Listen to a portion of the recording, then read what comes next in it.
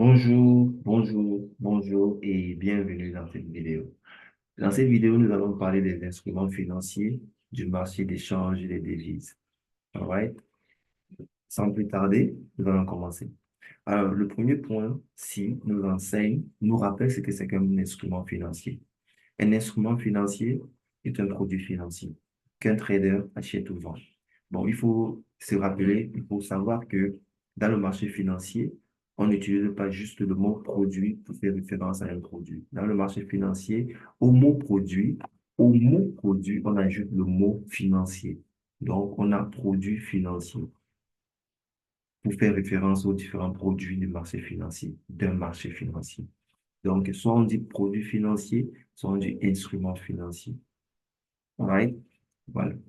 Donc, le deuxième point nous enseigne que dans le marché Forex, particulièrement, les produits achetés ou vendus sont des monnaies. Voilà. OK? Dans le marché des stocks, stock veut dire actions des entreprises. Les produits achetés ou vendus sont les actions des entreprises. Dans le marché des bonds, bonds c'est un mot en anglais. En français, ça veut dire emprunt obligataire. Les produits achetés ou vendus sont les emprunts obligataires. Dans le marché de la crypto-monnaie, les produits achetés ou vendus sont les crypto-monnaies. Donc, vous voyez ici là que chaque marché financier a son type de produit. Au fait, Forex signifie Foreign Exchange. C'est un marché financier global, décentralisé, dans lequel est échangé les devises des différentes nations du monde.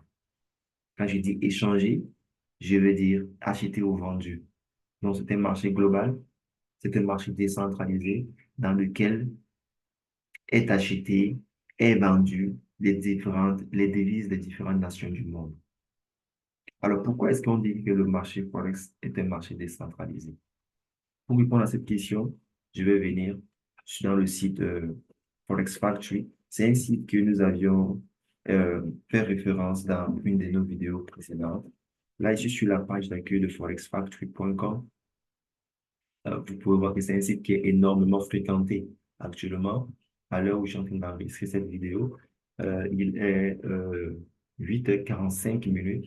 Il y a 20 731 personnes connectées dans ce site de Forex Factory à l'heure où je vous parle. C'est un site qui est énormément visité. Alors, étant sur la page d'accueil de Forex Factory, si vous descendez juste au bout, vous verrez session. Vous verrez cette partie-ci session. OK? Alors, cette partie nous montre euh, les différents bureaux qui gèrent Forex, les transactions euh, du marché Forex. Nous avons le bureau de Sydney. OK? Nous avons le bureau de Sydney, nous avons le bureau de Tokyo, nous avons le bureau de London, nous avons le bureau de New York. All right? Et c'est la raison pour laquelle on dit que le marché Forex est décentralisé. Parce que les bureaux du marché Forex ne sont pas seulement dans un seul pays. On peut voir que c'est en Australie, Sydney c'est en Australie, Tokyo c'est au Japon, il y a les bureaux de Forex au Japon, il y a les bureaux de Forex en Angleterre, il y a les bureaux de Forex à New York. OK? Et ces bureaux se passent le relais de gestion du marché de Forex. Le marché le bureau de Sydney s'ouvre dimanche à 23 heures. OK, dimanche à 23 heures, c'est le bureau de Sydney s'ouvre. Et le bureau de Sydney se ferme le lundi à 7 heures. OK? Le lundi à 7 heures, donc de dimanche 23 heures à lundi 7 heures. Voilà. C'est le bureau de Sydney qui gère. Et avant que le bureau de Sydney ne se ferme à 7 heures, quand je parle de 7 heures, je parle de 7 heures GMT plus 1. OK? Avant que le bureau de Sydney ne se ferme, il y aura le bureau de Tokyo qui prendra le relais. Le bureau de Tokyo prend le relais à 1 heure du matin GMT plus 1. OK? Et le bureau de Tokyo ferme à 9 heures 10, 11 heures à 10 heures. Le bureau de Tokyo ferme à 10 heures GMT plus 1. OK? Et avant que le bureau de Tokyo ne ferme, le bureau de London prendra le relais. Le bureau de London prend le relais à 8 heures. OK? À 8 heures. Et le bureau de London ferme à à 17 heures. Voilà. Et avant que le bureau de Londres ne ferme, le bureau de New York aura déjà pris le relais à 13 heures et le bureau de New York fermera à 23 heures. Lorsque le bureau de New York ferme à 23 heures, le lundi 23 heures, le bureau de Sydney reprend le relais à ce 23 heures-là de le lundi et ferme le mardi à 7 heures du matin. Et avant que le mardi à 7 heures, le bureau de Sydney ne se ferme, le bureau de Tokyo aura déjà pris le relais à 1 heure du matin mardi. Vous voyez un peu, ainsi de suite. Mardi va passer, mercredi passera, jeudi passera, vous voyez un peu. Donc, le marché de Forex est ouvert 24 heures sur 24, de lundi à vendredi. It makes sense? Et la gestion des transactions euh, euh, qui se déroulent dans le marché Forex est gérée par ces différents bureaux principalement. Australie, Tokyo, Japon, Angleterre et États-Unis. Voilà. Voilà la raison pour laquelle on dit que le marché Forex est un marché décentralisé parce que ces bureaux sont éparpillés dans le monde. All right? Alors, le point suivant euh, nous enseigne quoi? À ce point de la formation, vous savez que trader dans un marché financier renvoie essentiellement à anticiper la hausse ou la baisse des prix des instruments financiers. Donc, trader dans le marché foreign exchange renvoie à anticiper la hausse ou la baisse des prix des monnaies des différentes nations. C'est évident, n'est-ce pas? Si on nous dit que, OK, dans le marché Forex, les produits, c'est les monnaies.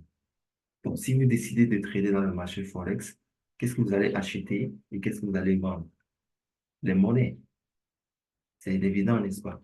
Si vous décidez d'acheter, si vous décidez de trader dans le marché des stocks, qu'est-ce que vous allez acheter et qu'est-ce que vous allez vendre? Les actions des entreprises.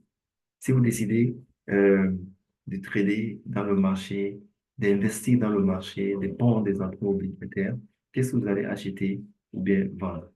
Des emprunts obligataires. Vous voyez un peu? Donc, c'est tout à fait normal que dans le marché Forex, ce que nous vendons et ce que nous achetons, c'est plutôt c'est des monnaies. All right? Donc, dans le marché Forex, on anticipe la hausse des prix des monnaies, on anticipe la baisse des prix des monnaies et on fait des profits. Voilà. Vous pourriez vous poser la question à savoir par quelle monnaie commencer si vous décidez de trader dans le marché Forex. Parce que dans le monde entier, il y a beaucoup de monnaies. Plusieurs monnaies dans. OK? Alors, par quelle monnaie, quelle est la monnaie que vous allez acheter, commencer par acheter? Quelle est la monnaie que vous allez commencer par vendre si vous décidez de scaler dans le marché Forex? Alors, on va répondre à cette question. Aussi vrai qu'il existe plusieurs devises, aussi vrai qu'il existe plusieurs monnaies que vous pouvez trader dans le marché des devises, dans le marché des monnaies, il serait mieux de probablement commencer avec les principales devises connues sur l'expression major currencies pour plus tard spéculer les autres monnaies. OK? Quand on est débutant, ce serait mieux de commencer à trader, à spéculer, bien acheter ou vendre, ou bien à anticiper les hausses ou bien les baisses des monnaies principales du marché Forex. Nous allons donner la liste des monnaies principales dans quelques secondes, mais sachez que euh, les monnaies, c'est-à-dire pour qu'une monnaie soit une monnaie principale, il faut que son volume d'échange euh, quotidien soit énorme, ok?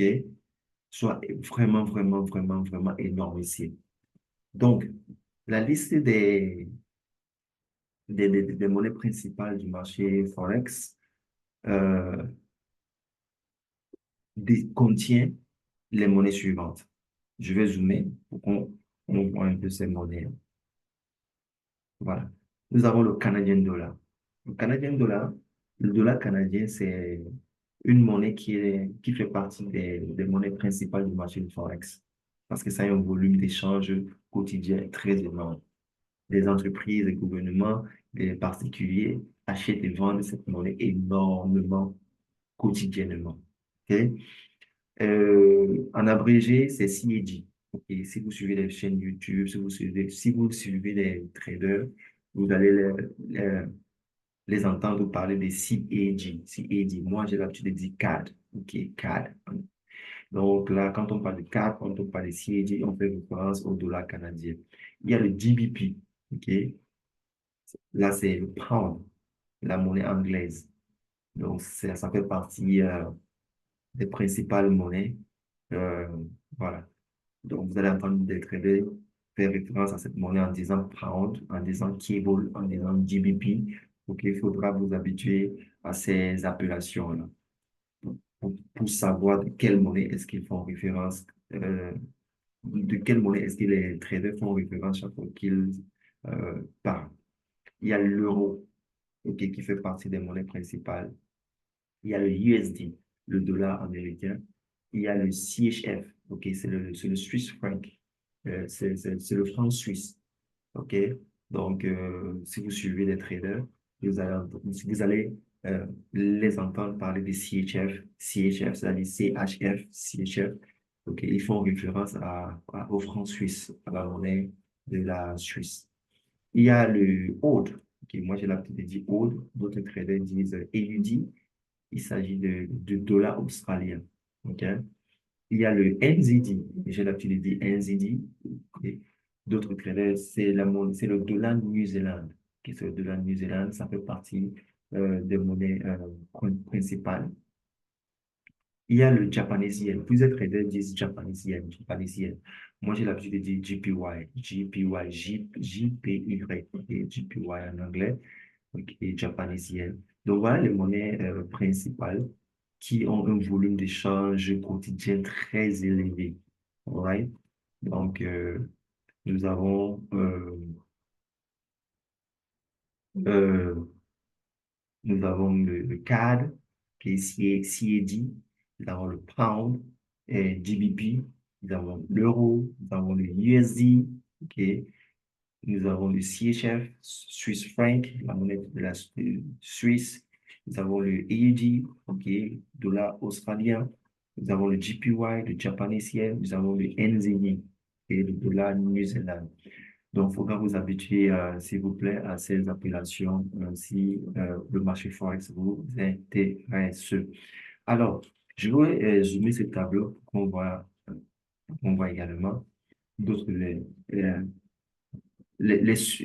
nicknames de ces monnaies-là.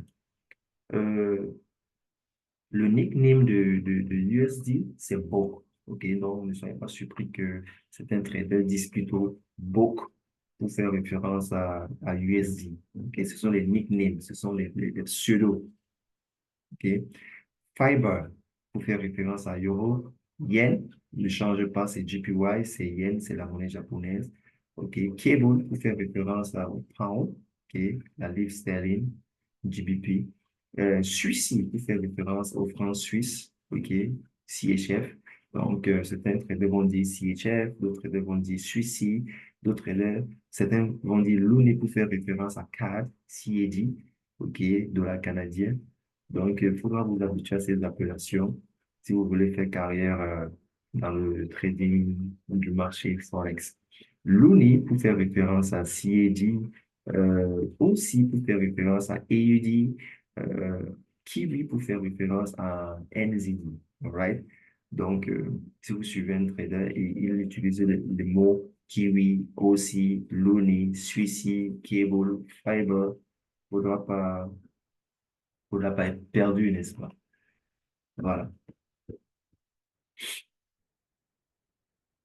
Alors, maintenant que vous connaissez les monnaies principales, ok, que vous pouvez acheter ou vendre dans le marché des monnaies, il faut noter que l'achat d'une monnaie entraîne la vente d'une autre et vice-versa.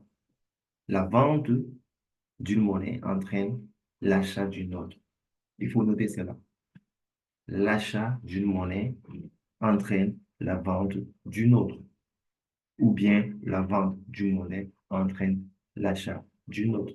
On va expliquer ça dans quelques secondes. Vous allez comprendre dans quelques secondes pourquoi l'achat d'une monnaie entraîne la vente. la vente d'une eau, par exemple. Pourquoi, euh, dans certaines circonstances, euh, acheter local va entraîner la vente du Swiss franc. Vous allez comprendre en quelques minutes pourquoi. Alors, ce point-ci nous enseigne quoi? Sur la plateforme de trading, c'est-à-dire la plateforme MT4, bien la plateforme MT5, bien la plateforme TradingView ou toute autre plateforme de trading, vous constaterez que les monnaies sont proposées en paire. Exemple, euro USD.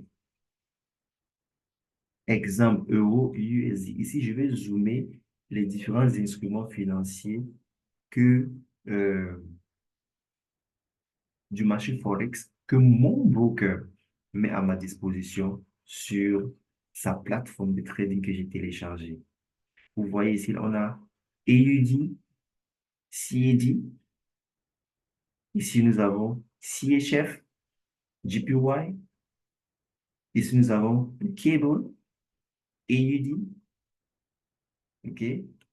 Si je monte, vous allez voir ici que nous avons le NZD, CAD. All right? Donc, on revient sur le PowerPoint. Donc, sur les plateformes de trading, vous constaterez que les monnaies vous sont proposées en paire. Exemple, Euro USD, comme je viens de montrer sur cette image. Je vais aller sur sur TradingView et voilà, vous voyez. Là, je suis sur mon TradingView principal. Vous pouvez voir ici, Euro, New Zealand, Euro, USD, Euro, CAD, Euro, CHF, Euro, Cable. OK? Donc, j'ai regroupé ça. OK, j'ai regroupé les paires euros entre eux. Tout ce qui commence par euro, je les ai regroupés. Tout ce qui commence par le cable, par le pound, je les ai regroupés. Comme ça, quand je vais analyser tout ce qui commence par GBP, par le pound, OK, par le cable, voilà, je quitte juste là et je descends et je descends et je descends et je descends et je regarde le graphe. Ici, j'ai regroupé toutes les monnaies qui commencent par old et UD. Vous voyez? Voilà. Si on descend, vous allez voir qu'ici en bas, j'ai regroupé toutes les monnaies qui commencent euh, par New Zealand, NZD. Ça commence où? Ça commence là, New Zealand. Vous voyez que c'est en paire. New Zealand CAD, New Zealand USD, Pound Suisse, USD CAD. Vous voyez?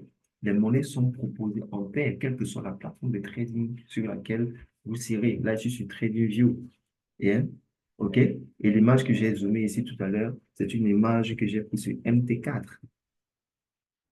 Voilà. Donc, voilà, on continue. Maintenant que nous avons compris que les monnaies sont proposées en paire dans le marché Forex. Alors, parlons de ce point. Le point, c'est dit acheter cette paire, c'est-à-dire que cette paire-ci, euro USD par exemple, veut dire acheter la devise euro, en même temps, vendre la devise dollar. Donc, si on décide d'acheter cette paire, on sera en train d'acheter l'euro et en même temps, on sera en train de vendre le USD. Vendre cette paire veut dire vendre l'euro et en même temps acheter le dollar. Vendre cette paire-ci veut dire vendre l'euro et en même temps acheter le dollar. Très important de comprendre euh, cette nuance-là. OK? Si je viens là, pour cette paire-ci, par exemple, l'euro CAD, si je décide de l'acheter, je serai en train d'acheter la paire euro et je serai en train de vendre la paire CAD. Et si je décide plutôt de vendre cette paire, je serai en train de vendre l'euro et je serai plutôt en train de vendre, d'acheter le CAD. OK? Voilà. Donc, c'est un peu, ce qui se passe dans le marché Forex. Bon, maintenant, vous pouvez vous poser la question à savoir, c'est pourquoi on perd? Pourquoi on n'achète pas juste l'euro et on ne vend pas juste l'euro? Pourquoi est-ce que c'est en paire? Il faut que ça soit en paire? Ça a toujours été comme ça dans le marché financier et ça a toujours été comme ça même dans le marché ordinaire, c'est-à-dire le marché où on va acheter les pots, les chaussures, les casquettes, les vêtements, ça a toujours été comme ça dans tout le marché. Les produits ont toujours été en paire. Mais dans le marché ordinaire, ça n'a jamais été vu ainsi. Et dans cette vidéo, on va expliquer comment est-ce que c'est. Nous allons prendre l'exemple ici. OK? Exemple ici. Dans un magasin électroménager, je voulais écrire magasin, OK? Dans un magasin électroménager, si vous décidez d'acheter, là, je suis en train de prendre un exemple d'un marché ordinaire. Laissons d'abord le marché financier. Je prends l'exemple dans un marché ordinaire pour que nous comprenions la notion de paire. OK? Voilà. Dans un magasin électroménager, si vous décidez d'acheter un réfrigérateur, alors cette transaction requiert deux produits, à savoir le réfrigérateur et l'argent. Vous savez, quand vous partez dans un magasin électroménager ou bien quand vous partez dans un marché ordinaire, vous partez avec un produit qui est votre argent. OK? L'argent, ce n'est pas, l'argent, c'est un produit. Vous pouvez le constater que dans le marché des devises, dans le marché des monnaies, l'argent, c'est un produit. Donc, même dans le marché ordinaire, l'argent que vous avez en poche, quand vous vous rendez dans un magasin électroménager pour acheter une télévision, pour acheter une friteuse, pour acheter, je sais pas moi quoi, ce que vous avez dans votre poche, mais dans votre monnaie, ou bien dans votre téléphone digital wallet, c'est un produit. Voilà. Donc, la paire réfrigérateur argent, si vous décidez d'acheter un réfrigérateur dans un magasin électroménager, est la paire à laquelle vous faites face. Right? Donc, dans un magasin électroménager, il y a la paire TV argent. Dans un magasin électroménager, il y a la paire friteuse argent. Il y a la paire réfrigérateur argent. Si vous partez peut-être dans un marché ordinaire, il y a la paire tomate, argent. Vous voyez un peu? Donc, dans un marché ordinaire, si je décide d'acheter cette paire, si je décide d'acheter cette paire, je serai en train d'acheter les tomates et en même temps, je serai en train de vendre mon argent. Vous voyez un peu? Pour avoir ces tomates, il va falloir que je donne mon argent. Quand je dis donner, c'est un peu abusé parce que ce n'est pas un don. OK? Je suis en train de remettre mon argent en contrepartie de la tomate. Vous voyez un peu? Donc, il y a cette paire qui intervient quand j'achète la tomate. Il y a cette paire qui intervient quand j'achète un réfrigérateur. Il y a cette paire qui intervient quand j'achète une friteuse. Il y a cette paire qui intervient quand j'achète une télévision. Acheter cette paire veut dire que vous êtes en train d'acheter le réfrigérateur et vous êtes en train, en contrepartie de votre argent. Donc, en d'autres termes, vous êtes en train de vendre votre argent. Acheter cette paire veut dire que vous êtes en train d'acheter une friteuse et en même temps, vous êtes en train de vendre votre argent. En d'autres termes, on va dire, vous êtes en train d'acheter une friteuse en contrepartie de votre argent. Dans le marché financier, on dit, vous êtes en train de vendre votre argent. On ne dit pas en contrepartie de votre argent. On dit, vous êtes en train de vendre votre argent. Vous achetez la friteuse, et en même temps, vous vendez votre argent. Mais dans le langage euh, beaucoup plus propre, on dira, vous êtes en train d'acheter la friteuse en contrepartie de votre argent. Vous voyez un peu, dans le marché financier, on va dire, vous achetez la friteuse, en même temps, vous vendez votre argent. Vous achetez la télé, en même temps, vous vendez votre argent.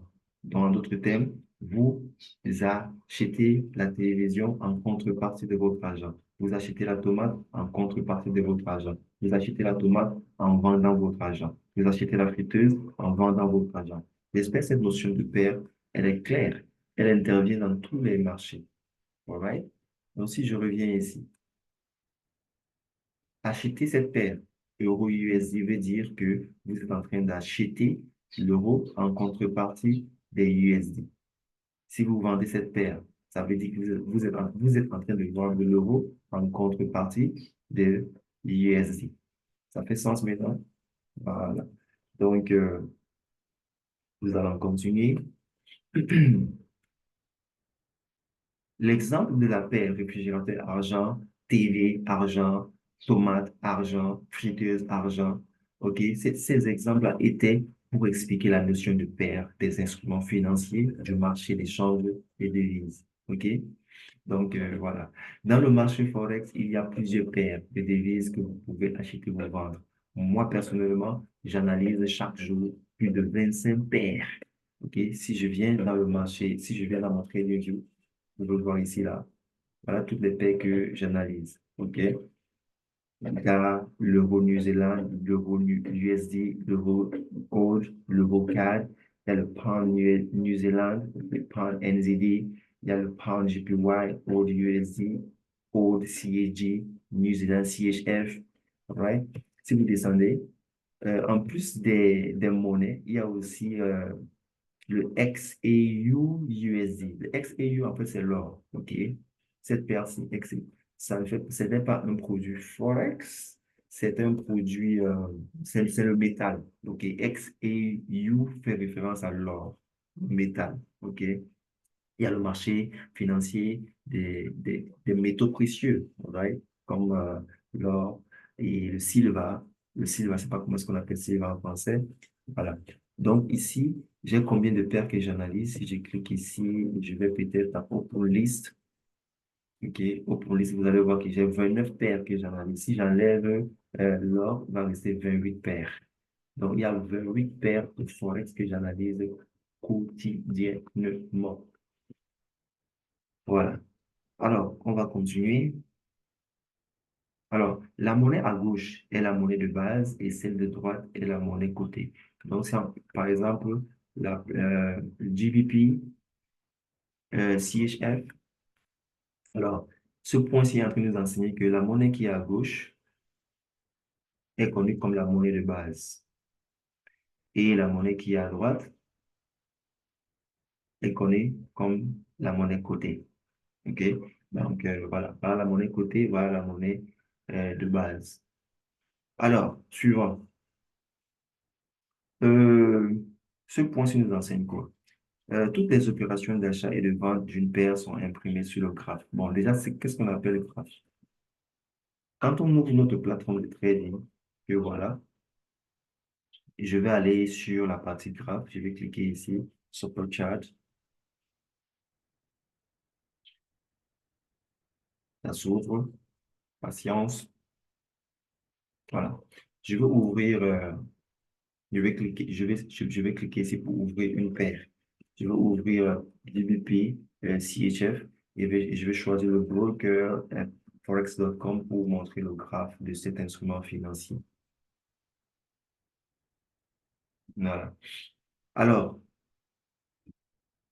ce point, toutes les opérations d'achat et de vente d'une paire sont imprimées sur le graphe. Toutes les opérations d'achat et de vente d'une paire sont imprimées sur le graphe. Alors, quand vous regardez un graphe, ok, ça c'est un graphe en bougie. C'est un graphe en bougie. All right? Et je peux plutôt euh, afficher un graphe en ligne si je clique ici. Mais plusieurs traders n'utilisent pas les graphes en ligne lors de les analyses techniques. Euh, je peux afficher un graphe. Bon, ça, c'est toujours en bougie. OK, je peux afficher un graphe en barre. OK, voilà à quoi ressemble un graphe en barre. Et, et aussi, plusieurs traders ne l'utilisent pas pour faire des analyses techniques. Plusieurs traders utilisent plutôt un graphe en bougie. Que je clique là pour voir un graphe en bougie. Vous pouvez voir que il y a des bougies là. OK, voilà. Plusieurs traders utilisent plutôt un graphe en bougie pour apporter des analyses techniques. Donc, sachez que les graphes des instruments financiers peuvent être soit en ligne, soit en bougie, soit en barre principalement. mais plusieurs utilisent les, euh, les graphes en bougie pour apporter des analyses techniques. Alors, lorsque vous observez un graphe en bougie, vous allez voir qu'il y a les bougies de différentes couleurs. Il y a les bougies qui ont la couleur rouge, il y a les bougies qui ont la couleur verte. Les bougies qui ont la couleur rouge, la couleur rouge représente les ventes. OK? La couleur verte représente les achats. OK? Et quand vous observez un graphe, il y a aussi ce qu'on appelle un time frame. Time frame, un intervalle de temps. Actuellement, euh, le time frame sélectionné ici, c'est le monthly. Le monthly time frame, l'intervalle de temps mensuel. Donc, il y a différents types de time frame. OK? Il y a euh, l'intervalle de temps en 1 seconde, en 5 secondes, en 10 secondes. Il y a l'intervalle de temps en un mois, en un week, en une semaine, en un day. OK? D'accord. Alors, maintenant, en Relium, avant que je ne parle, avant que je ne décrive, je n'explique définitivement ce que c'est que toutes les opérations d'achat et vente d'une paire sont imprimées sur un graphe. Il est important de connaître ce que c'est que le time frame et les différents types de graphes. Et voilà. Et puis après, on va relier l'ensemble pour expliquer cette phase-là. Right? Donc, le time frame, c'est l'intervalle de temps. Et chaque fois qu'on ouvre un graphe sur un intervalle de temps, OK? Ouais, voilà. Chaque fois qu'on ouvre un graphe sur un intervalle de temps, par exemple, ce graphe, s'il est ouvert sur quel intervalle de temps? Mensuel. Je peux l'ouvrir sur l'intervalle de temps hebdomadaire, c'est-à-dire weekly time frame. Je peux l'ouvrir sur l'intervalle de temps daily en cliquant sur daily, c'est-à-dire que journalier. Là, c'est un graphe journalier. Là, c'est un graphe hebdomadaire. Ça, c'est un graphe mensuel. Ça, c'est un graphe de 4 heures. Ça, c'est un graphe dont l'intervalle de temps est 4 heures. Ça, c'est un graphe dont l'intervalle de temps est 1 heure. Ça, c'est un graphe dont l'intervalle de temps est 5 minutes. OK? Donc, chaque fois qu'on affiche un graphe, on a l'habitude, en même temps, de choisir l'intervalle de temps. Alors, relions les deux. Chaque bougie que vous voyez dans un graphe représente l'ensemble des opérations qui se sont déroulées pendant un intervalle de temps. OK? Là, je suis en train de relier l'intervalle de temps et les bougies d'un graphe. OK? Alors, chaque bougie que vous voyez imprimée sur un graphe représente un ensemble d'opérations d'achat-vente qui se sont produites dans l'intervalle de temps qui a été sélectionné. Alors, je m'explique. Ici, l'intervalle de temps sélectionné, c'est daily, c'est-à-dire que quotidien. Right? Chaque bougie ici représente l'ensemble des opérations qui sont effectuées en un jour. Parce que l'intervalle de temps, c'est un jour. C'est 24 heures. OK? Si par exemple, je clique ici, là, je veux montrer un graphe dont le time frame est weekly time frame. Weekly time frame. OK? Hebdomadaire. Chaque bougie ici, par exemple, cette bougie-ci, représente un ensemble d'opérations achat-vente qui se sont déroulées en en une semaine. Chaque bougie ici représente l'ensemble des opérations qui se sont déroulées en une semaine. OK? Si je clique peut-être 4 hour time frame, l'intervalle de temps de 4 heures. Chaque bougie que vous verrez ici, par exemple celle-ci, représente un ensemble d'opérations d'achat-vente qui se sont déroulées en 4 heures de temps. OK? D'accord. Alors, si je zoome ici par exemple, je vais peut-être à 1 heure, 1 hour time frame. Chaque bougie ici représente les opérations d'achat et de vente qui se sont déroulées en une heure. OK? Une heure. Par exemple, prenons l'exemple de la bougie ici. Prenons l'exemple de la bougie ici. OK? C'est une bougie qui a été imprimée à quelle heure? Si je viens là, je regarde juste ici en bas, là, OK? On va voir le 20 avril, 23 heures. OK? Donc, à 23 heures, le 20 avril, je prends ceci. À 23 heures, le 20 avril, cette bougie-ci a été imprimée. OK? Et cette bougie-ci a été imprimée à quelle heure? À minuit, 0 heure. All right? Cette bougie-ci a été imprimée à minuit. Cette bougie-ci a été imprimée à 1 heure du matin. Chaque bougie ici représente les opérations d'achat et de vente effectuées en 1 heure. 1 heure d'opération. Ceci représente 1 heure d'opération. Ceci représente 1 heure d'opération. Ceci représente 1 heure d'opération. Pourquoi chaque bougie représente 1 heure d'opération? Parce qu'on a one hour time frame. Alors, je viens ici. Oups. Je vais peut-être dans le 4 hour time frame. Voilà. Étant dans le 4 hour time frame, cette bougie-ci représente 4 heures d'opération. Pourquoi? Parce qu'on est dans le 4 hour time frame. OK? Cette bougie-ci représente 4 heures d'opération. Pourquoi? Parce qu'on est dans le 4 hour time frame. Chaque bougie représente 4 heures d'opération. Si je vais dans le euh, weekly time frame,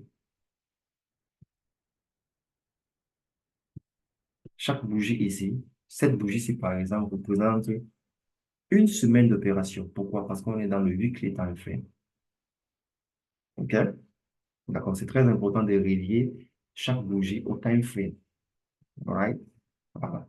Voilà. Maintenant, nous allons continuer. Alors, quand vous observez votre graphe, vous allez voir qu'il y a des bougies rouges, il y a des bougies vertes.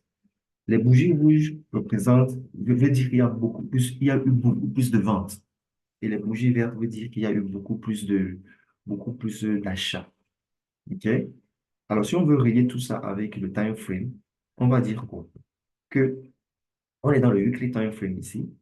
OK? Donc, on va dire que cette semaine-ci, cette bougie-ci représente les opérations d'une semaine entière. Ça veut dire que cette semaine-ci, il y a eu beaucoup plus de ventes parce que la bougie, elle est rouge. De quelle semaine s'agit-il? Je viens là, je prends mon curseur là pour voir. C'était la semaine du 29 juillet 2024. OK? Si je prends mon curseur là, je regarde là, je vois que c'était le 29 juillet 2024. Alors, si je viens là, 29 juillet 2024, juillet 2024, voilà. Voilà, c'était la semaine-ci. Donc, le 29 au 2 août, la semaine du 29 juillet 2024 au 2 août, toute cette semaine-ci, les opérations d'achat et de vente qui se sont déroulées cette semaine-ci sont représentées par cette bougie hebdomadaire, celle-ci. Donc, cette semaine-là, il y a eu beaucoup plus de ventes. Pourquoi? Parce que cette bougie, elle a fini rouge. Il y a eu beaucoup plus de ventes cette semaine-là. Il y a eu beaucoup plus de ventes de quelle paire? De la paire Pound CHF. All right? Voilà. Donc, si peut-être je vais dans le, dans le 1 hour time frame, voilà. Ici, nous sommes dans le 1 hour time frame. Nous sommes dans le 1 hour time frame. Et par exemple, cette bougie-ci, celle-ci, ok, c'est une bougie verte. C'est une bougie verte, oui. La bougie verte représente les achats. Ça veut dire qu'il y a eu beaucoup plus d'achats à cette heure. Pourquoi je parle de heure cette fois-ci? Pourquoi je parle plus de semaine? Parce que nous sommes dans le 1 hour time frame. Et chaque bougie ici représente un ensemble d'opérations qui se sont effectuées en 1 heure. Celle-ci représente un ensemble d'opérations qui se sont effectuées en 1 heure. Celle-ci représente un ensemble d'opérations qui sont effectuées en 1 heure. Pourquoi je parle de heure? Parce que je suis dans le 1 hour time frame. Si j'étais dans le 4 hour time frame, j'aurais dit que cette bougie représente le nombre de transactions qui sont effectuées en 4 heures. Si j'étais dans le daily time frame, j'aurais dit que cette bougie représente le nombre de transactions qui sont effectuées en 1 jour, en 24 heures. Si j'étais dans cette time frame, monthly time frame, j'aurais dit que cette bougie représente le nombre de transactions qui sont effectuées en 1 mois. OK? Donc, cette bougie-ci représente le nombre de transactions qui sont effectuées en 1 heure. Et comme c'est une bougie verte, ça veut dire qu'il y a eu beaucoup plus de ventes, il y a eu beaucoup plus d'achats que de ventes en cette heure-ci. De quelle heure s'agit-il? Si je viens ici, c'est 7 heures le 22, donc aujourd'hui. Donc, à 7 heures, de 7 heures à 8 heures, aujourd'hui, 22, vous regardez ici, en bas, OK? 7 heures, c'est une bougie de 7 heures. Donc, à 7 heures, non, de 7 heures à 8 heures, il y a eu beaucoup plus d'achats. De quel instrument financier? De cet instrument financier-ci, pound Swiss franc. Donc, à 7 heures, de 7 heures à 8 heures, il y a eu beaucoup plus d'achats de cet instrument financier GBP CHF. It makes sense? Voilà. Donc, chaque bougie représente un ensemble d'opérations d'achat et de vente qui se sont déroulées en un intervalle bien spécifique. Et cela est imprimé sur le graphe. Toutes les opérations d'achat et de vente d'une paire sont imprimées sur le graphe. Quand on revient sur le graphe, actuellement, cette bougie est en train d'être imprimée. OK, il est 9h24 et cette bougie est en train d'être imprimée. Elle va cesser d'être imprimée à 10 heures. Pourquoi? Parce qu'on est dans le 1 hour time frame. Alright? Si on va dans le daily time frame, euh, cette bougie est en train d'être imprimée actuellement. Et elle va cesser elle va arrêter d'être imprimée euh, à minuit, OK? À 23h59 59 secondes. OK? Elle va cesser d'être imprimée. Pourquoi? Parce que ça, c'est une bougie de 24 heures de daily. Vous voyez un peu. Donc, celle-ci, elle a été imprimée le 3 avril. Celle-ci a été imprimée le 4 avril. Celle-ci a été imprimée le 7 avril. Celle-ci a été imprimée le 8 avril. OK? Chaque jour, dans le daily time frame, une bougie est imprimée. Chaque heure, dans le 1 hour time frame, une bougie est imprimée. Chaque 4 heures, dans le 4 hour time frame, une bougie est imprimée. Chaque week-end, dans le weekly time frame, une bougie est imprimée. Chaque mois, dans le monthly time frame, une bougie est imprimée. OK? Et chaque bougie représente un ensemble d'achats et de ventes qui sont réalisés dans ce time frame-là. Si c'est une bougie, si ça finit vert, ça veut dire que dans ce time frame-là, il y a eu beaucoup plus d'achats. Si ça finit rouge, ça veut dire que dans ce time frame-là, il y a eu beaucoup plus de ventes. OK. Donc, désolé d'avoir pris le temps d'expliquer ce point-ci. Toutes les opérations d'achat et de vente d'une paire sont imprimées sur un graphe.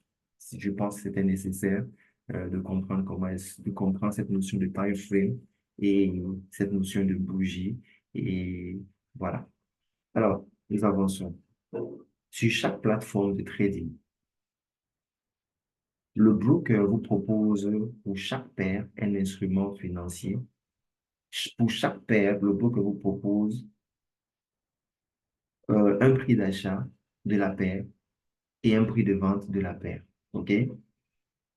Pour chaque paire ou bien pour chaque instrument financier, le broker vous propose un prix d'achat ou un prix de vente de la paire, de l'instrument financier.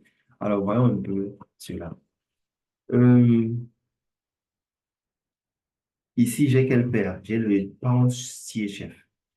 Et nous sommes sur quelle plateforme? Nous sommes sur TradingView. Visiblement, ici, je ne suis pas en train de voir le prix d'achat et de vente euh, parce que ça n'a pas été, j'ai pas activé cela. Tout ce que j'ai à faire, c'est d'aller dans les paramètres de TradingView. Je fais un clic droit ici. Je clique sur Settings. Et puis, je choisis l'option Trading et l'option Buy Sell Button. Quand je clique sur l'option Buy Sell Button, quand je clique cette option-ci, vous allez voir que le bouton Sell et Buy vont s'afficher. OK? Si je déclique, je on couche, vous voyez que ça disparaît. Je clique, ça apparaît. Je encoche, ça apparaît. Je clique, ça apparaît. OK. Donc, dans chaque plateforme, on a ce bouton Sell, on a ce bouton Buy. Sell, Buy.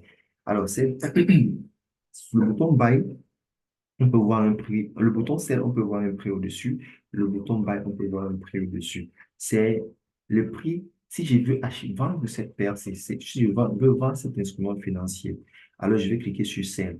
Alors, je vendrai à ce prix-ci. Ça, c'est le prix de vente que le broker me propose. Si je veux acheter, voici le prix d'achat que le broker me propose. Vous allez voir que le prix d'achat, le prix de vente et le prix d'achat d'une paire ou d'un instrument financier n'est jamais égal. OK? C'est jamais égal. Je vais prendre une, parce que le prix change constamment. Je vais prendre une image. Je vais figer une image en un instant pour qu'on puisse. Je fige l'image. Alors, on regarde. Vous allez voir, au moment où j'ai figé cette image, le prix de vente de la paire Pound CHF est de 1,08276. Et le prix d'achat est de 1,08298. Vous voyez que c'est pas égal. OK? Actuellement, ça a changé. Ça change constamment.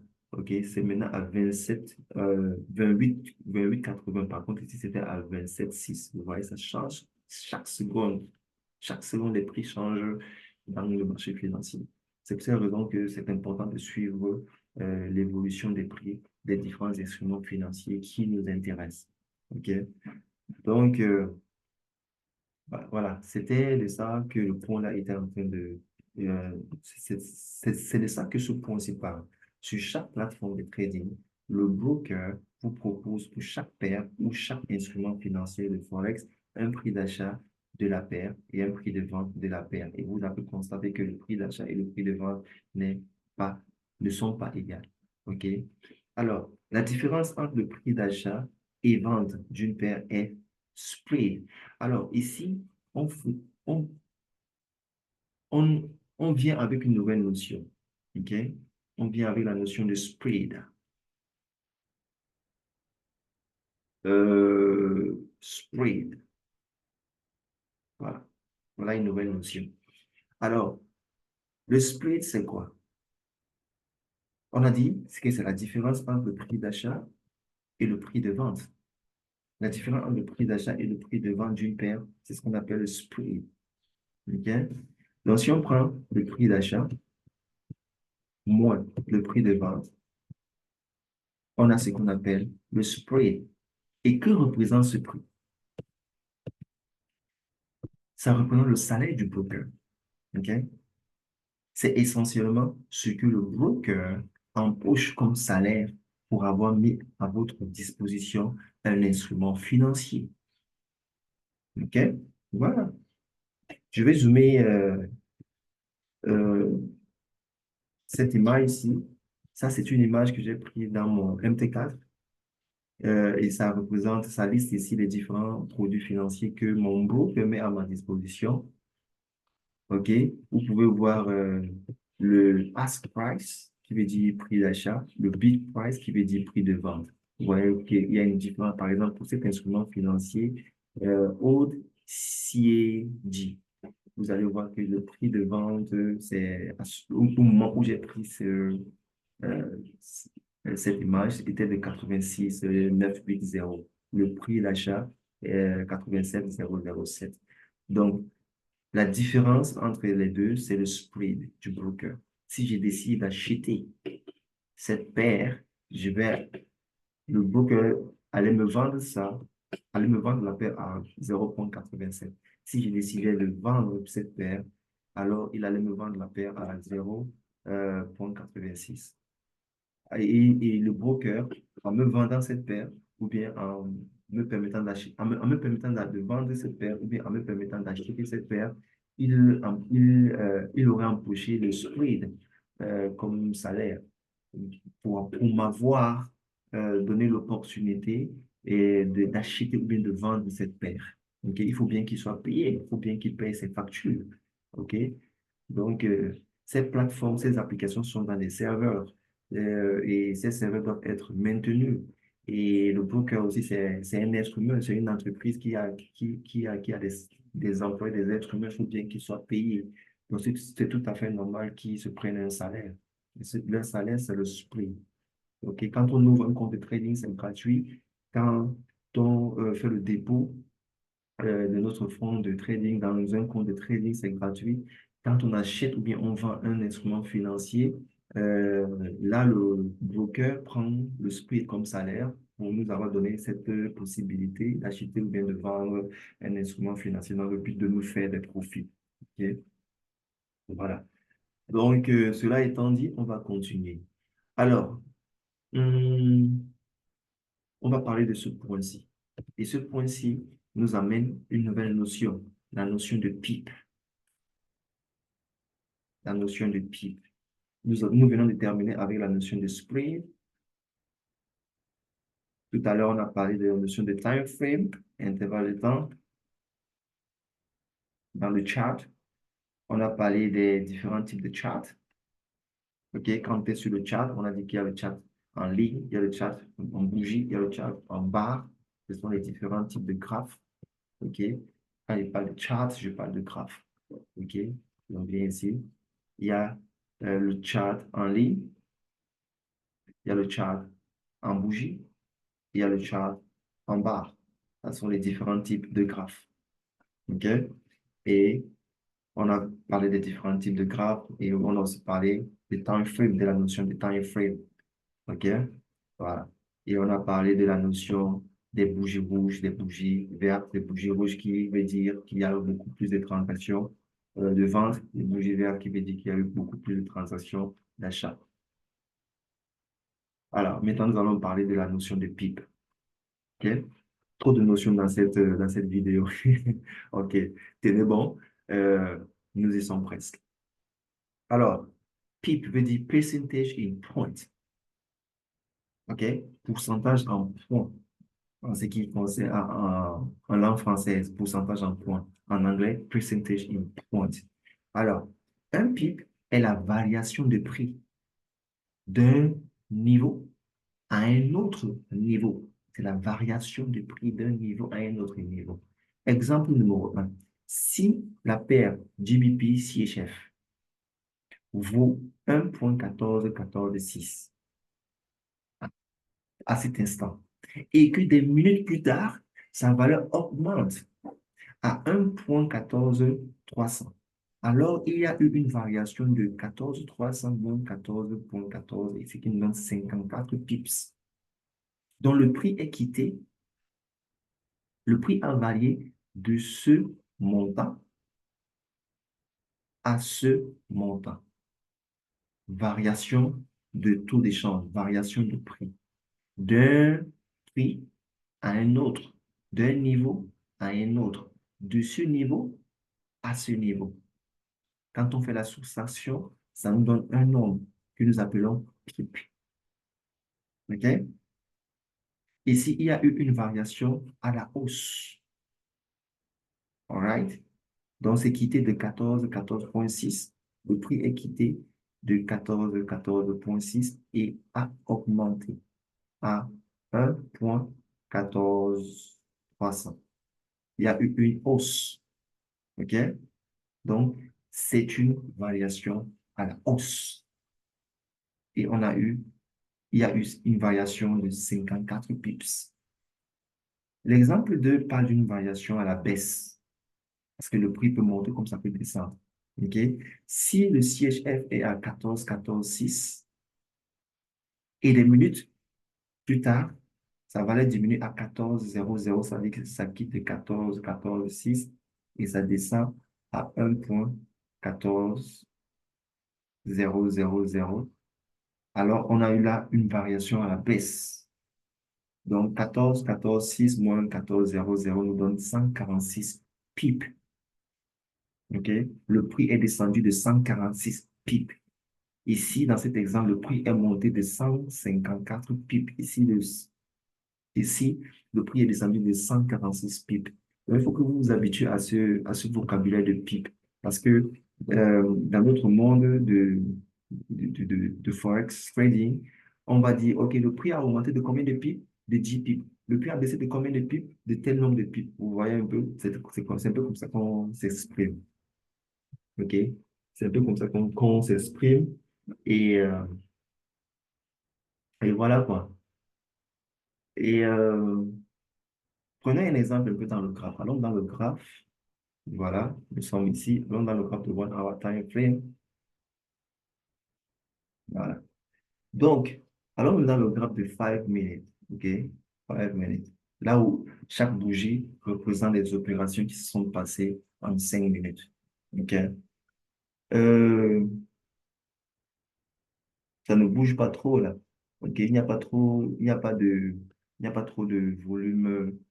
Changeons un peu de paire, je sais pas. Prenons pas Euro, USD, Euro, USD. OK? Voilà. Je vois comment c'est en train de changer légèrement. Donc, il n'y a pas trop d'opérations actuellement sur le marché en ce qui concerne la paire euro-USD. OK? Bon, je vais prendre une photo. Actuellement, le prix de l'euro-USD est à 1 point. Bon, je vais prendre une photo pour figer le prix qui s'affiche là présentement. Je viens et je fige le prix présent. OK. Là, nous avons un prix de combien? Ok, bon, stylo. Ok, bien. Nous avons un prix de 1,150 46. Ok? Et actuellement, on est à 31. Vous voyez ça? À 31. Donc, c'est qui s'est allé à 31. Prenons la valeur 31. Vous voyez? Donc, il y a eu une baisse de combien de pips? Vous voyez un peu? Donc, 6 moins un, ça va donner 5. Ici, ça va donner un. Le reste ne va pas changer, n'est-ce pas? Le reste va faire 0, 0, 0. Il y a eu une baisse de 15 pips en quelques secondes. Voilà. On change. Voyons voir la valeur actuelle. La valeur actuelle, c'est à 0,04. Vous voyez? Donc, c'est descendu plus bas. Oh, maintenant, c'est monté à 0,011. Vous voyez, c'est maintenant vers 0,011. Prenons 0,011. OK. 1,15,011. C'est ça? 11. C'est toujours en baisse par rapport au moment où j'avais pris le truc. Donc, ça va me donner 5 et là, ça va me donner 3. Vous voyez un peu? Donc là, il y a eu une baisse de 35 pips. OK? Il y a une baisse de 35 pips. Alors, actuellement, c'est à 15,12, 15,16. Voilà, 15,16. Ah, combien? 150,06. C'est à 150,06. D'accord. Prenons 0,6 parce que ça va changer de la 150,06. 1,15,046. OK. 1,15. Actuellement, c'est à 0,12. Prenons 0,12. OK. Voilà. 6 moins 2, 6 moins, ça fait 4 et ici, ça donne 3. Ça veut dire il y a eu, il y a une baisse de 34 pips. OK? Donc, donc, c'est quoi un pip? C'est la variation de prix d'un prix à un autre. Par exemple, ici, nous avons là 1,15,046. Si peut-être le prix augmente d'un pip, si peut-être ça va à 1,15,047. OK? Là, on a un pip, on a une hausse d'un pip. Right? Donc, donc j'ose croire que nous avons compris ce que c'est qu'un PIP dans le marché Forex, n'est-ce pas? OK? C'est la variation de prix d'un niveau à un autre. Et nous avons montré plusieurs exemples pour démontrer de quoi nous parlons. All right? All right. On continue. Parlons du point C. Un trader Forex se fait de l'argent quand il réussit à anticiper la hausse ou la baisse d'une paire. Il empoche la valeur des pipes qu'il a pu anticiper. Si par exemple, le prix est à ce niveau-ci, pour cette paire-là, j'anticipe. une hausse, que bon, dans quelques minutes, puis dans quelques semaines, le prix va quitter de ce montant à ce montant. 1,14 croissant. Si effectivement le prix quitte de ce prix à ce prix, alors j'aurais gagné 154 pips. 154 pips. Un pip, ce n'est pas de l'argent. Ce n'est pas la somme d'argent quelque. OK? Chaque pip a une valeur. Donc, si vous voulez, nous allons dire ici là que, bon, Yannick, il a gagné 154 pips. Mais quelle est la valeur qui correspond à 154 pips?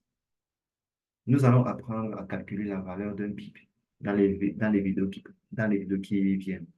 OK?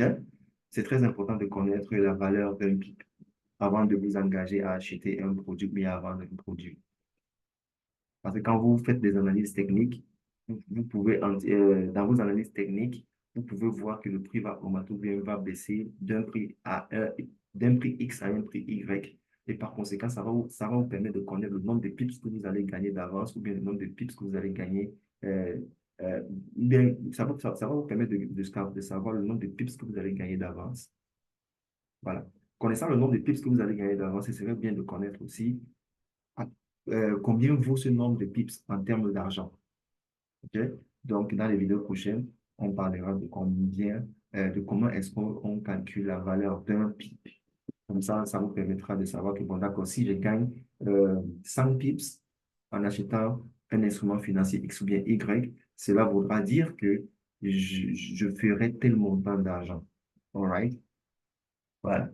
Donc, la valeur d'un PIB dépend de la quantité d'unités du produit financier Forex que vous voulez que vous allez décider d'acheter ou bien que vous allez décider de vendre. OK?